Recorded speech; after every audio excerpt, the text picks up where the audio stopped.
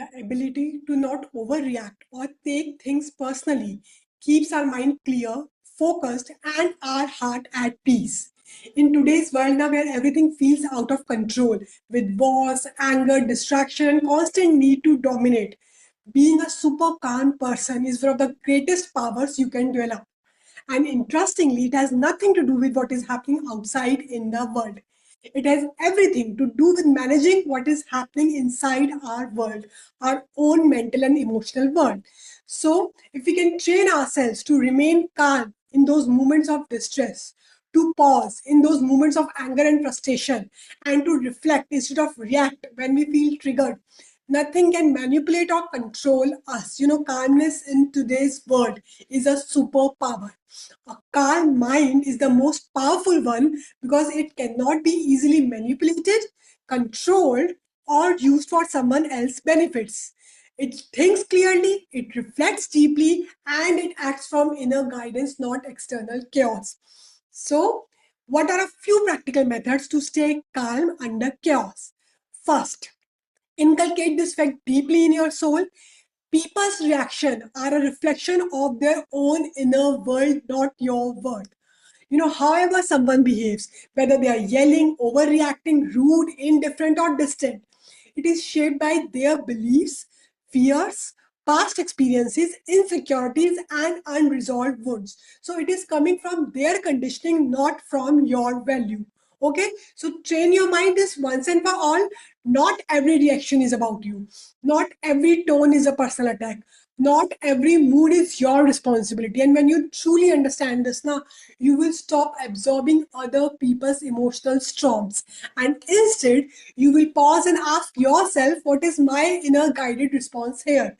Because once you know their behavior is simply an expression of their inner state, you are free to respond calmly, free to set boundaries, free to disengage, and free to stay aligned with who you are.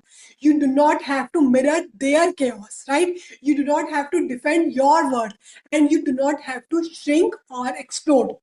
You can simply remain yourself by training your subconscious to accept this fact as a fact of life, and you will find calmness in all storms. Second, reflect on those moments when you get triggered in any situation, even if the situation wasn't really about you. Go a little deeper and ask yourself, why did this affect me so much? Maybe it reminded you of something from your past. Maybe you give that person too much importance. Maybe you stayed somewhere you were not truly valued. Find the real reason behind your reaction and work on healing that part of you. Because often it's not about the other person, it's about something inside you that still needs attention and healing.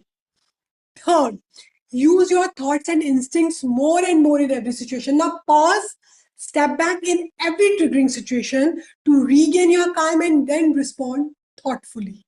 Stay detached from the other person's perspective and their inner world while choosing your response. The moment you pause and choose instead of react, now you shift from being controlled by the situation to being in control of yourself.